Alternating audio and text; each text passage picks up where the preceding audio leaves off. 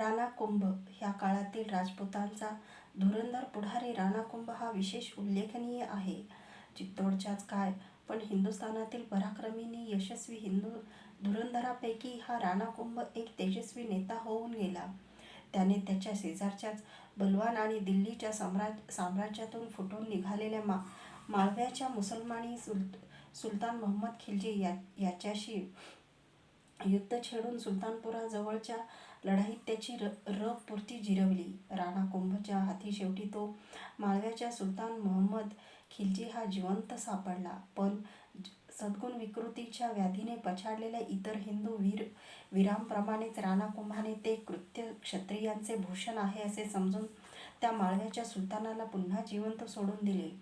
जर क्वचित राणा कुंभ त्या मुस्लिम सुलतानाच्या हाती जिवंत सापडला असता तर पृथ्वीराजाप्रमाणे राणा कुंभाचेही डोळे काढून त्या मुस्लिम राक्षसी राजनीतीप्रमाणे त्याला ठार मारले गेले असते.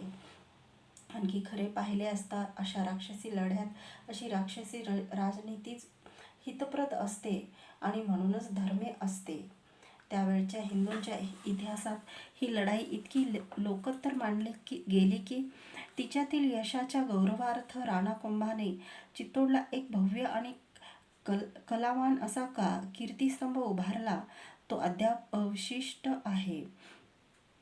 त्याचप्रमाणे गुजरातचा सुलतान कुतुबुद्दीन याने कुंभलगडावर स्वारी केली तेव्हा त्याच्याही राणा कुंभाने पूर्णपणे पराभव केला. शेवटी सुलतान कुतुबुद्दीन याला राणा कुंभाशी संधी करून जीव वाचवावा लागला. कुंभाच्या मागेही राजपुतान्यात इतके कर्ते आणि वीर पुरुष गाजून गेले की त्यांच्या पिढ्यांचे स्वतंत्र इतिहास लिहिले जावेत. पण आमचे आजकालचे परधार्जिनी इतिहास मुसलमानांच्या आणि युरोपीय परकीय राष्ट्रांच्या सुद्धा इतिहासानेच काय ते पछाडलेले असतात. त्यांना त्या हिंदू गौरवाच्या इतिहासाचीच तेवढी अडचण वाटते. वस्तुतः ते त्यांच्या स्वतंत्र संशोधनाचा अभावाचे नि अज्ञानाचेच द्योतक असते. सुदैवाने त्या काळच्या हिंदूच्याच वीरश्रीने रसरसलेले प्रामाणिक नि प्रासादिक रासो मात्र यत्रतत्र उपलब्ध आहेत. पृथ्वीराज रासो, हमीर रासो, छत्रसाल रासो असे अनेक रासो, पदबद्ध लहान मोठी ऐतिहासिक हिंदू कवींनी लिहिलेली वीरकाव्ये आजही उपलब्ध आहेत. पण त्यांची नावे सुद्धा या इतिहासकारांना माहिती असतील नसतील. त्यातही आजकालच्या शिलालेखाच्या संशोधनात राजपुतान्यातीलच नव्हे पण अनेक ठिकठिकाणच्या गिरिकुहरातून ऐतिहासिक शिलालेख सापडत आहेत. त्यांचाही ह्या हिंदू वीर पुरुषाचा इतिहास लिहून काढण्यास मोठा आधार मिळण्यासारखा आहे. पण ते कार्य एखाद्या मोठ्या शासन संस्थेत प्रमाणावर करण्याचा काळ सध्याचा तरी दिसत नाही. तसा तो येईल तो निदान लहान मोठ्या संस्थांनी तरी किंवा व्यक्तींनी तरी ते संशोधन कार्य नसले तरी संकलन कार्य हाती घेऊन पुष्कळ अंशी पार पाडणे शक्य आहे. या आशेला पर्वतासारखा अढळ पाठिंबा द्यावयास एकट्या राजवाड्याचे नाव उच्चारणे पुरे आहे. लोधी घराणे. सय्यद घराण्याचा शेवट सन 1450 मध्ये झाल्यावर पुढे काही दिवस लोधी या अफगाण वंशाच्या घराण्यातील स्वतःसच सुलतान म्हणून घेणारे काही पुरुष दिल्लीला नावाचे राज्य करू गेले. त्यात सिकंदर लोधी ह्याने इसवी सन 1488 ते 1517 पर्यंत राज्याची काहीशी सारवासारव केली. हा सिकंदर लोधी एका हिंदू स्त्रीच्या पोटी जन्मलेला होता. तथापि प्रत्येक मुस्लिम अधिकाऱ्याप्रमाणे त्याने हिंदूवर मात्र अगदी करडी दृष्टी ठेवली होती. मध्यंतरीच्या अंधाधुंदीत हिंदूंनी पुन्हा चालू केलेल्या त्यांच्या मोठ्या मोठ्या यात्रा सिकंदरने पुन्हा बंद केल्या. इतकेच नव्हे तर साध्या पर्वणीच्या दिवशी नदीतीर्थावर स्नान करण्याचीही बंदी केली. तरीही हिंदू लोकांचे प्रतिरोधक बलिदान इतरत्र जसे चालत आले होते तसेच चालू राहिले. उदाहरणार्थ ह्या खालील एका प्राणत्यागी महापुरुषाचे वृत्त सांगणे पुरे आहे. लखनौकडील एका गावी बुद्ध नावाचा एक ब्राह्मण राहत असे. कोणत्याही न्याय नि सदाचारी धर्म मनापासून आचरला असता ईश्वरास सारखाच मान्य आहे असे त्याने प्रतिपादले. यासाठी मुसलमानांनी त्यास फार त्रास दिला. त्या ब्राह्मण प्रचारकाने स्वतःचा मतप्रचार इतक्या प्रभावीपणे चालविला की लखनौच्या काझीनेही हात टेकले. शेवटी अधिकाऱ्यांनी तो तंटा सुलतानकडे पाठविला.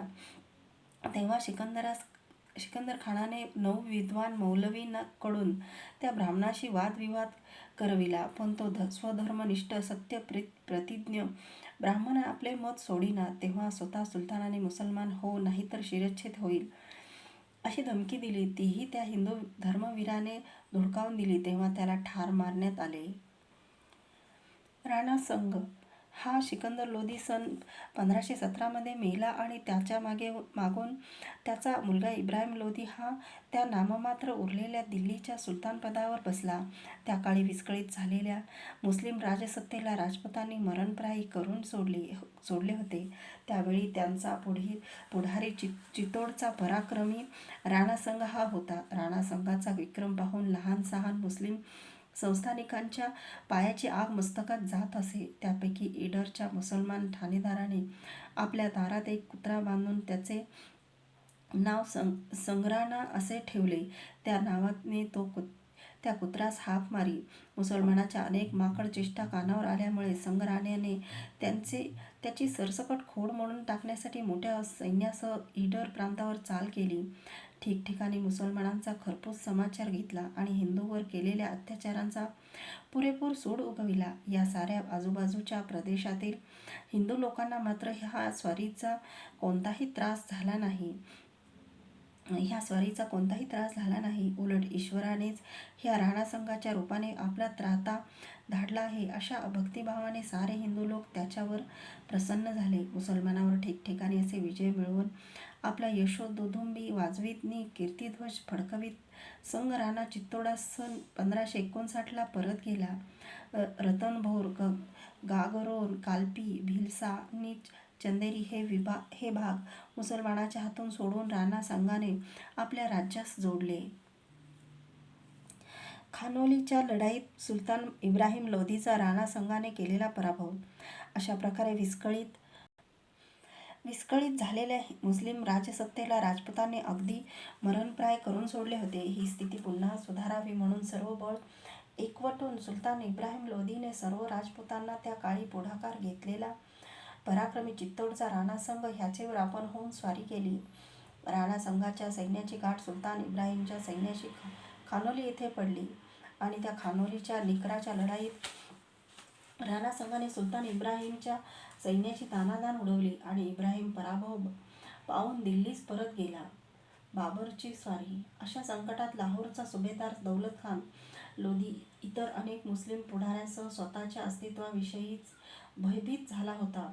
त्यांनी शेवटचा उपाय म्हणून अफगाणिस्तानात त्यावेळी राज्य करीत असलेल्या शक्तिशाली बाबराला हिंदुस्थानात राणा संगाचे परिपत्य करण्यास सहाय्य देण्याची प्रार्थना केली. बाबरालाही अशीच संधी हवी होती, कारण बाबर तैमूरलंगाचा वंशज म्हणवित असून हिंदुस्थानावर आपला औरस अधिकार आहे असे समजे. तेव्हा बाबर हा सन 1526 मध्ये ससैन्य सुभेदार दौलत खान लोधी याच्या सहाय्यास धावून आला.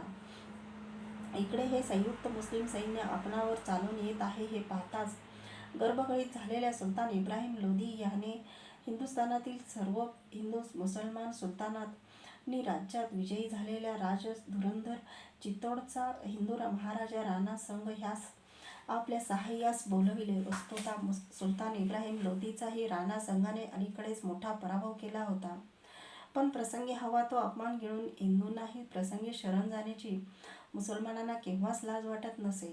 दुसरे आपल्याकडे असलेली जी बाजारी समज की मुसलमानाशी कधी लढत नाहीत किंवा त्यांच्या आपसात राजसत्तेसाठी लढाई झालीच तर त्यातील कोणताही मुसलमान पक्ष दुसऱ्या मुसलमानी पक्षाशी लढण्यासाठी हिंदूंचे सहाय्य काही मागत नाही. ह्या दोन्ही बाजारी समजुती किती खोट्या आहेत हे आम्ही मागे या ग्रंथात दाखवलेच आहे आणि पुढेही दाखवित जाईल. त्याचेच हे सुलतान इब्राहिम लोधीचे कृत्यही एक अत्यंत ठळक उदाहरण आहे. हिंदू राणासंगाचे सहाय्य घेऊन मुसलमान इब्राहिम लोधी त्याच्या राज्यावर चाल करून आलेल्या मुस्लिम बाबराशी पानिपत येथे सन 1526 मध्ये लढला.